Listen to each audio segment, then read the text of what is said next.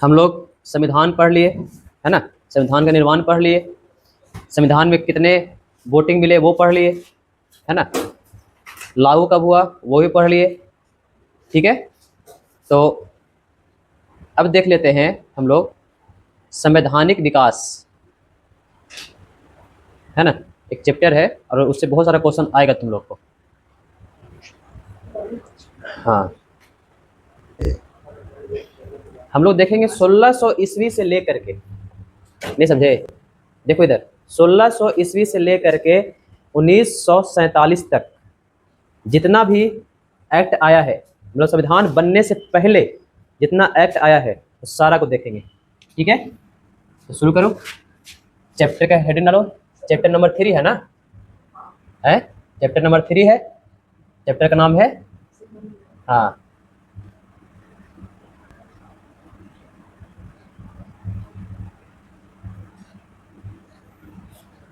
देखो पहले समझ लो, हमारा संविधान बनने से पहले बहुत सारे एक्ट आए, उस सारे एक्ट को हम लोग जानेंगे, सारे एक्ट में क्या क्या क्या क्या हुआ था। तो सारे एक्ट किसके होंगे? अंग्रेज के होंगे। सारा एक्ट कहाँ से बन के आएगा? इंग्लैंड से बन के आएगा, है ना, ब्रिटेन के संसद से बन के आएगा। उसमें भी दो कैटेगरी है, उसमें भी कितनी कैटेगरी है? दो। एक कैटेगरी है जिसमें आपको ईस्ट इंडिया का सारे नियम होंगे, है ना, ईस्ट इंडिया कंपनी, उसके सारे नियम होंगे। उसके 1857 ईस्वी के बाद जब, है ना, एक विद्रोह हुआ था, मंगल पांडे, नाम सुना होगा, हाँ, 57 का विद्रोह। 57 के विद्रोह के बाद हुआ क्या कि कंपनी का शासन, जो ईस्ट इंडिया कंपनी थी उसकी शासन खत्म हो गई। उसको उसके बाद बोलते हैं कि ताज का शासन आ गया। ताज मतलब क्राउन, क्राउन मतलब राजा। मतलब बोला जाए कि 1857 के पहले 1600 ईस्वी से लेकर के 1857 ईस्वी तक जो भी नियम चला रहे थे वो चला रहे थे हमारे यहाँ ईस्ट इंडिया कंपनी। एक कंपनी थी, समझ ले, जीओएसए कंपनी है, वो हमारे यहाँ रूल कर रहा था।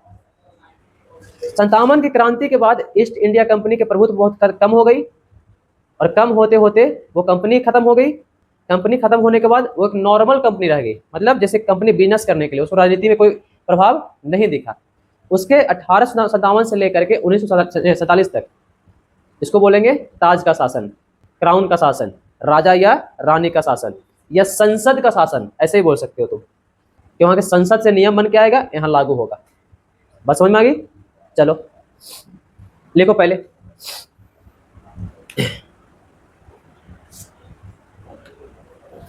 संवैधानिक विकास या संवैधानिक इतिहास के कितने पार्ट है अभी तो बताएं, कितने पार्ट हुआ? 2 पार्ट। एक पार्ट है ईस्ट इंडिया कंपनी का शासन और दूसरा पार्ट है क्राउन का शासन। हाँ, east India company, EIC, east India company, clear? हाँ, तो बोलोगे सर, तो हमारे यहाँ अंग्रेज तो 1600 ईस्वी में आए थे, है ना, कि हमारे यहाँ अंग्रेज तो 1600 ईस्वी में आए थे, तो 1600 ईस्वी से नियम बनने शुरू होंगे होंगे? नहीं, 1600 ईस्वी से लेकर के 1773 ईस्वी तक उतना कोई प्रभाव इसका नहीं था। तो नियम की आवश्यकता क्यों पड़ती है? नियम की आवश्यकता पड़ती है ना, क्यों पड़ती है? हर एक चीज में नियम की आवश्यकता पड़ती है। तो 1600 से लेकर के 1773 ईस्वी तक अभी तक ज्यादा नियम की आवश्यकता नहीं पड़ रही थी। बस समझे? हाँ, ज्यादा नियम की आवश्यकता नहीं पड़ रही थी। रीजन, एक कंपनी थी, इंग्लैंड से आई थी, अपना काम कर रही थी, धीरे धीरे प्रभुत्व जमा रही थी। बस हमारी 1765 वाला युद्ध होता है, बक्सर का युद्ध, है ना, 1765 बक्सर का युद्ध, और उस युद्ध, सॉरी हाँ 64 में, 1764 बक्सर का युद्ध, और उस युद्ध में हमको 3 राजाओं को हराता है अंग्रेज। कितने राजा को? 3 राजा को एक साथ। उसी टाइम से हमको समझ में आ गया कि हम लोग अब गुलाम हो गए।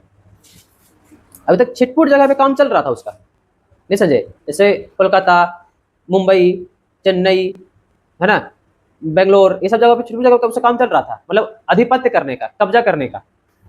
बस हमारी, लेकिन जैसे ही एक युद्ध होता है 1764 वाला, है ना, उसमें 3 राजा को हराता है। एक है बंगाल का राजा, एक है अवध का राजा, अवध बोलते हैं लखनऊ को, भाई ध्यान रखना, है ना, अवध का राजा, अवधपुरी, है ना, लखनऊ, और तीसरा है दिल्ली, दिल्ली का सुल्तान। हाँ, अब सोचो कि तीनों बड़ा बड़ा सुल्तान को हराता है। तीन, मतलब उत्तर भारत पूरे के पूरे किसके कंट्रोल में? अंग्रेजों के कंट्रोल में। बस मारिए, जब 1764 में हराता है तो 1764 से लेकर के 1773 तक भारत को खूब लूटता है, जितना मन हुआ उतना लूटता है। बस मारिए, लूटने के दरमियान फिर भी इसकी कंपनी जो है घाटे में जाने शुरू होती है। तब वहां के लोग बोलते हैं कि भाई रे, अब तुम नियम बनाओ कि मान लो कि तुमको बोल दे कि रे तुम एक काम करो, तुम यहाँ अकेले एक दुकान खोलो किराना का, अकेले, है ना। हम मान लो कि यहाँ के विधायक हैं तो बोल देंगे तुम अकेले दुकान खोलने के तुमको अनुमति दीजिए, तो बोले सर और कोई किराना की दुकान नहीं खोलेगा। बस समझिए, ये मेरा हुक्म है। और फिर भी तुम बोलो कि सर हम घाटा में चल रहे हैं, तो लगेगा ना कि तुम अकेले किराना की दुकान खोले हुए हो, ग्राहकों की लाइन लगी हुई है, और तुम बोल रहे हो कि सर हम घाटा में चल रहे हैं। बात समझ रही है? तो लगता है कि तुम एक काम करो, तुम अपना जो अंदरूनी है ना, क्या क्या चल रहा है तुम्हारी दुकान में, नौकर चाकर कौन कहाँ कहाँ चोरी करके कहाँ कहाँ लेके जा रहा है, उस सबको देखो पहले, उसके बाद काम होगा। क्लियर? चलो, EIC का शासन जो है 1773 में से शुरू होता है और 1853 तक चल रहा है। कितना तक? 1853 तक। ठीक है। क्राउन का शासन, जो देखो यहीं पर शुरू हो जाएगा, क्राउन का शासन। क्राउन मतलब राजा, क्राउन मतलब क्या होता है? ताज। क्या होता है क्राउन को हिंदी में क्या कहते हैं? ताज। तो ताज का शासन ये शुरू होता है 1858 में और ये चलता है 1947 तक, मतलब हमारा संविधान बनने तक। बस समझिए। अब इसमें कितने कानून है और उसमें कितने कानून है, इस सारे कानून को हम लोग पढ़ेंगे एक एक करके, और क्या क्या नियम आए हैं, एक एक नियम को पढ़ेंगे कि हम लोग कैसे कैसे गुलाम हुए हैं। मेन कहानी यही है हम लोग गुलाम होने की। अरे किसी भी व्यक्ति को या फिर किसी भी देश को गुलाम करना है तो क्या करेंगे? उसको वहां के नियम को बदलो, है ना, सबसे पहले, है ना। लोगों को अपने कंट्रोल में करो, लोगों को अपने बस में करो, उसके बाद नियम पर नियम थोप दो, है ना।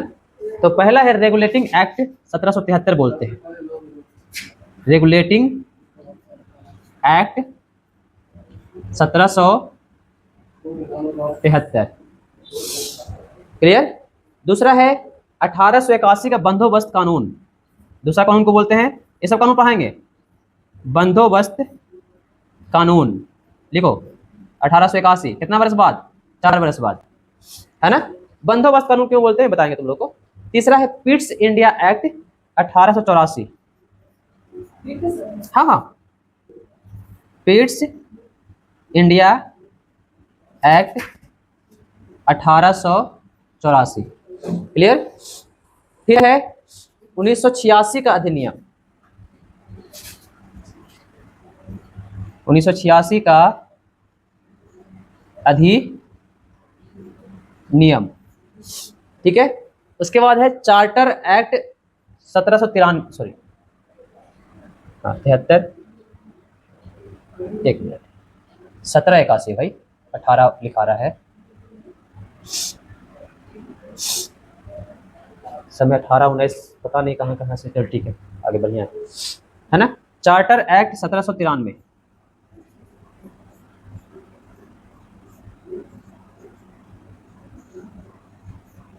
देखो चार्टर जो भी आएगा ना भाई, ध्यान रखना, चार्टर जो भी आएगा वो 10 बरस पर आएगा, ध्यान रखना। अगर चार्टर मतलब होता है अधिकार, चार्टर का मतलब होता है अधिकार, तो अधिकार कानून इसको बोलते हैं। बात हमारी है। तो एक चीज ध्यान रखना, अगर चार्टर एक्ट का माइंड में पूछे तो चार्टर एक्ट 4 गो आया है और सब 10-10 बरस पर आए हैं। पहला 1793, अगला कब आएगा? 1813। चार्टर एक्ट 1800, अगला कब आएगा? चार्टर एक्ट 13 के बाद 23, अगला कब आएगा? क्लियर हो गए?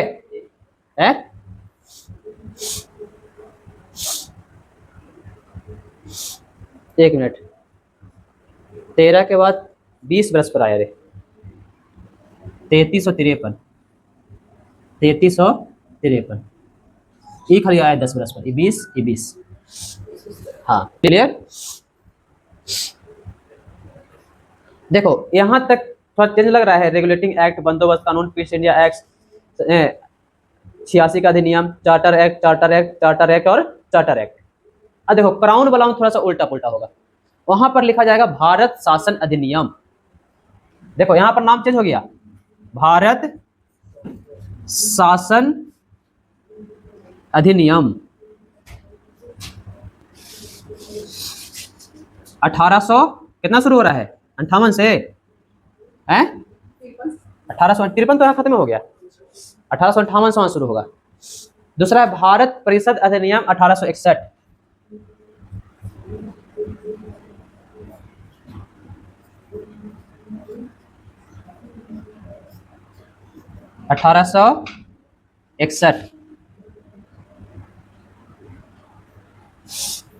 क्लियर। फिर है भारत परिषद अधिनियम 1892, यही वाला 1892, इस सब को पढ़ना है एक एक करके हम लोग को, है ना। भारत परिषद अधिनियम 1909,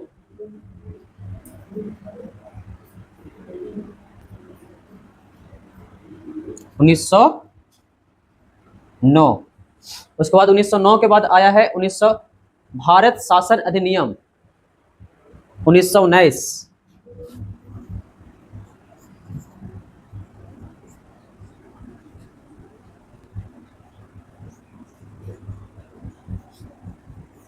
ठीक है।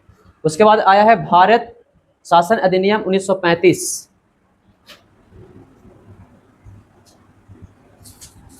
उसके बाद है स्वतंत्रता अधिनियम, जिससे हम लोग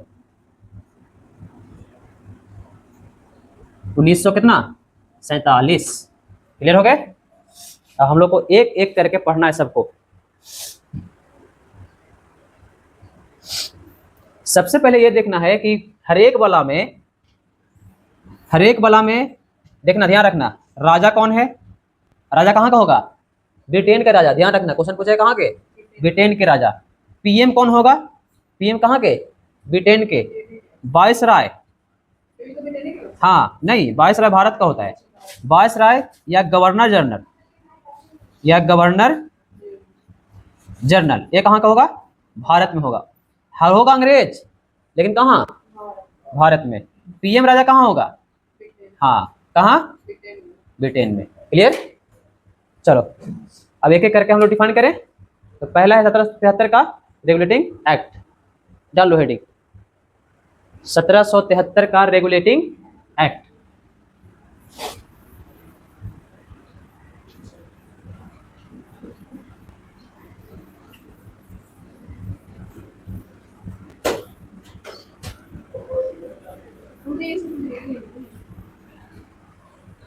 देखो सबसे इंपॉर्टेंट चैप्टर है ये पूरे पॉलिटी का, बता रहे हैं, भर भरे क्वेश्चन पूछता है इससे, और हर एक एग्जाम में 1 से 2 क्वेश्चन इस चैप्टर से रहता है।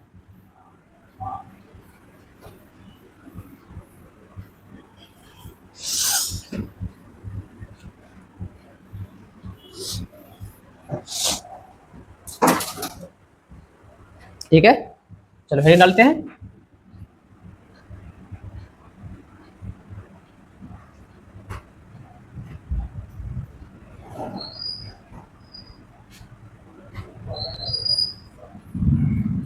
सबसे पहले जान लो कि पीएम कौन है, वायसराय कौन है, और राजा कौन है। राजा कहाँ का भाई, ब्रिटेन का। अब लोग सा तो भारत का राजा कहीं नहीं।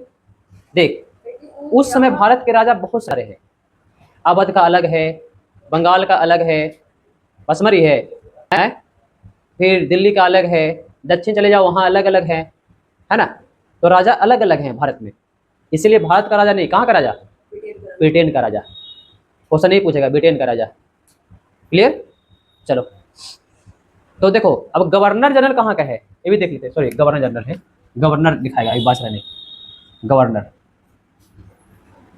वायसराय आगे बनेगा, अरे यही पोस्ट वायसराय कहलाएगा, नहीं समझे, हाँ गवर्नर।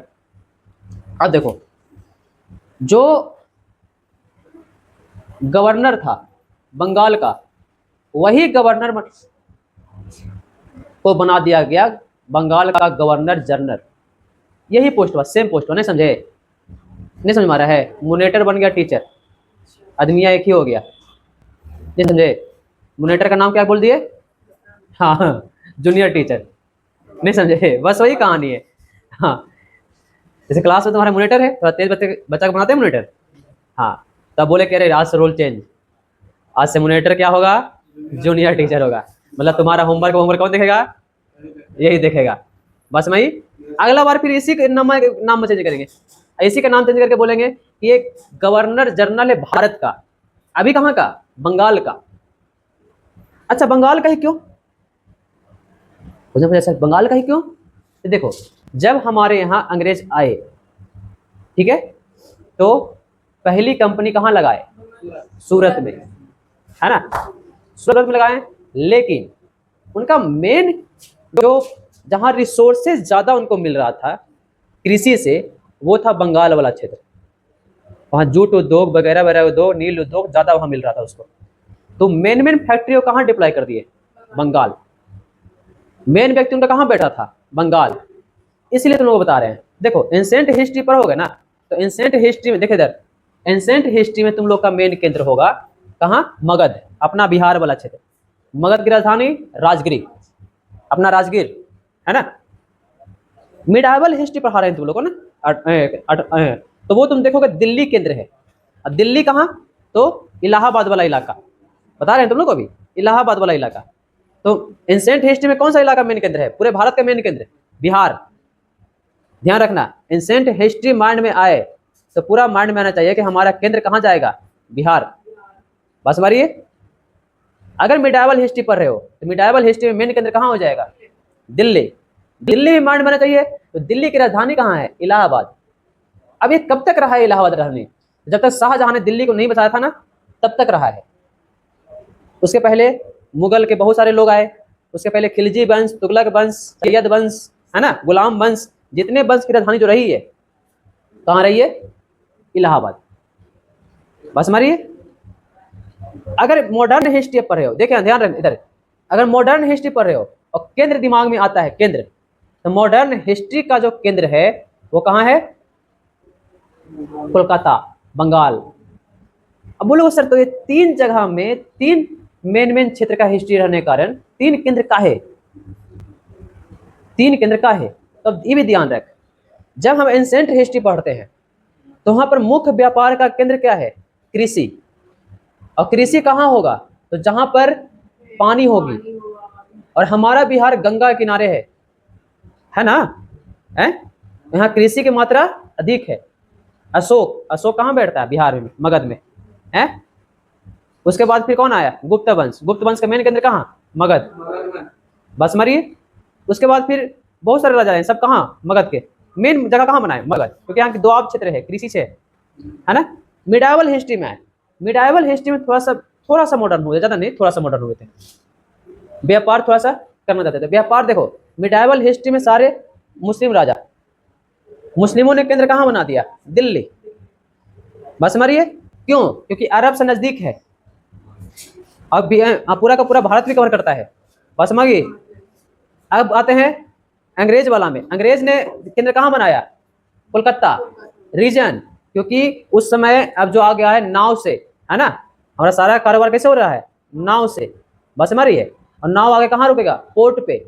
और पोर्ट भी ऐसा होना चाहिए कि वहां से कृषि वाला जो जितना कच्चा माल है वो नजदीक होना चाहिए। तो ऐसा कहाँ मिला उसको? तो हालांकि पहले सूरत में बसाया, ये सूरत में फैक्ट्रियां लगाई, कृषि नहीं लगाया। बस मारिए।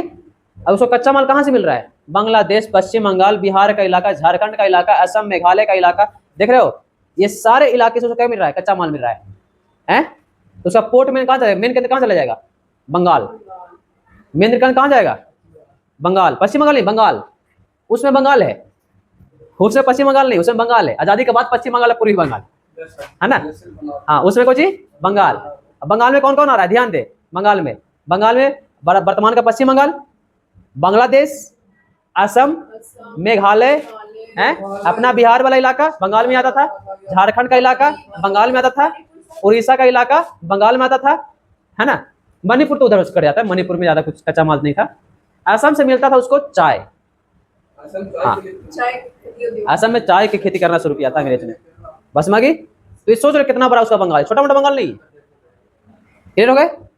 अब देखो उस समय पीएम कौन थे? पीएम कहाँ के? ब्रिटेन के। कहाँ के? ब्रिटेन के। गवर्नर कहाँ का? भारत का। हाँ, गवर्नर कहाँ का? भारत का। ये ध्यान देना है। तो ब्रिटेन के राजा कौन है पहले देख लो। तो राजा का नाम है जॉर्ज तृतीय। हाँ, तृतीय। देखो तृतीय चतुर्थ लगते रहेगा, तुम लोग राजा के बारे में पढ़ाते हैं कि क्रम बाई क्रम चलते रहता है। महाराणा एलिजाबेथ द्वितीय, महाराणा एलिजाबेथ तृतीय, महाराणा एलिजाबेथ चतुर्थ, विलियम। हाँ, पीएम कौन है? लॉर्ड नॉर्थ, लॉर्ड नॉर्थ, है ना। हाँ, अब बंगाल का गवर्नर, सॉरी भारत का नहीं, बंगाल का भी है। हाँ, अभी बंगाल का है। बंगाल का गवर्नर उस समय कौन था?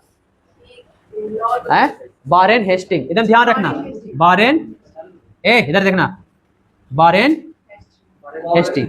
हाँ देख, क्वेश्चन हमेशा पूछता है कि बंगाल का अंतिम गवर्नर कौन रहा है।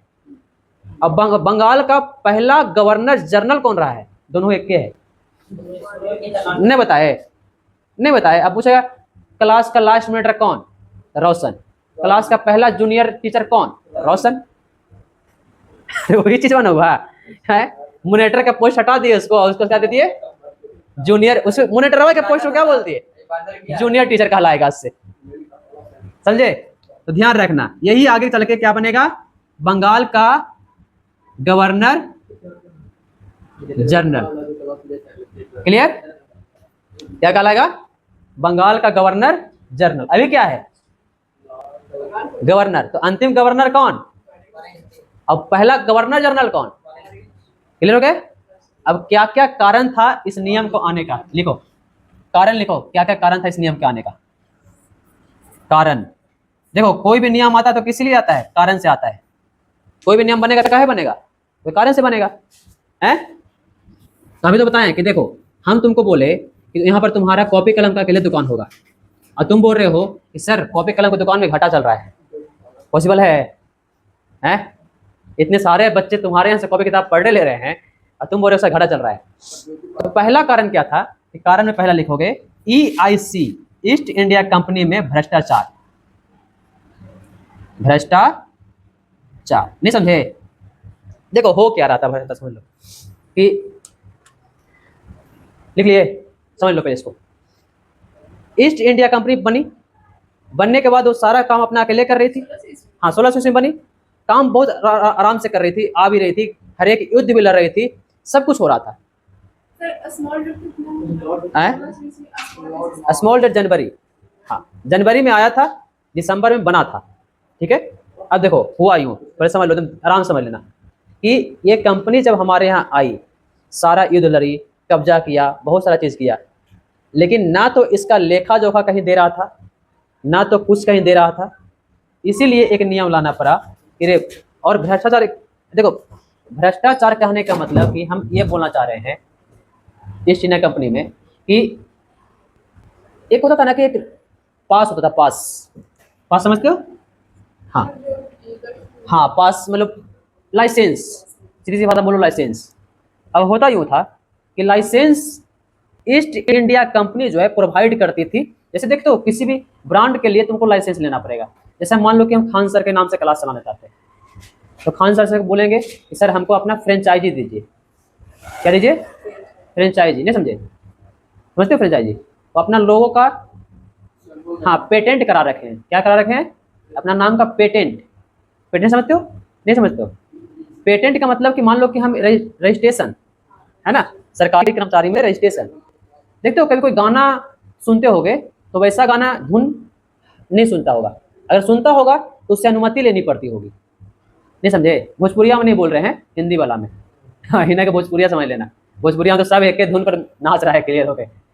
अगर हिंदी गाना का एक धुन कोई चुरा लेता है ना, उस पर केस कर दिया जाता है, क्योंकि वो उसका पेटेंट है, राइट से है।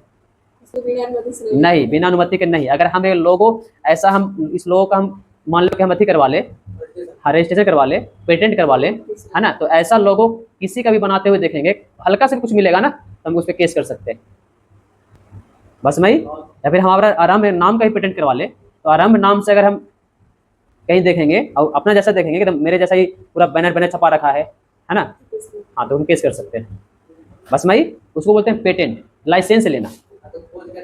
हर एक देखो, हर एक, तुम कभी एरिया में कभी गौर किए हो कि हमारे एरिया में एक ही शॉप है रेमंड का है? इंडिया में कितना शॉप है रेमंड का? एक ही शॉप है। हर एक एरिया में तुम्हें गौर करना कि जो मेन कंपनी है, बड़ी बड़ी कंपनी है, उसका एक ही 2 शॉप रहता है, ज़्यादा शॉप नहीं रहता है। गौर किए हो? नहीं गौर किए हो? इंडिया में रेमंड कितने शॉप हैं? 3-4, हाँ 3-4 है। एक तो है रेमंड का एक ही शॉप है ना। अब रेमंड वहाँ से मेन कंपनी है, रेमंड को वहाँ से जो सामान आएगा उसको रेमंड शोरूम में ही आएगा। अगर तुमको रेमंड का खरीदना है तो शोरूम में ही जाना पड़ेगा, बस हमारी। उसको बोलते हैं पेटेंट, लाइसेंस लेना। अब यहाँ पर यही हुआ, ईस्ट इंडिया कंपनी में भ्रष्टाचार होना शुरू हो गया। ये पेटेंट को क्या करना शुरू किया, कर्मचारी लोग इसका कॉपी बना बना करके बेचना शुरू कर दिया, नहीं समझे। और कुछ माल भी बैकडोर से सप्लाई करना शुरू कर दिया, मतलब जो भी बनता बैकडोर से सप्लाई कर देता, बस मैं। तो सबसे बड़ा कारण रहा ये नियम लाने का, भ्रष्टाचार। ये होता कैसे? तो देखो हमारे यहाँ ज़्यादातर राजा महाराजाओं के है, छोटे छोटे बड़े बड़े राजा हमारे थे। हमारे यहाँ आज़ादी के बाद ऐसा बोला जाता है, कितने राजा थे? 565। देख ले पूरे भारत में कितने राजा?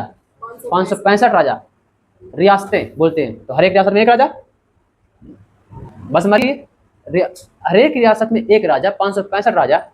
अब कोई राजा कर्मचारी को पटियाल लिए, चलो रे हमारा तो सामान ला के दोगे, तो कितना में महाराज साहब?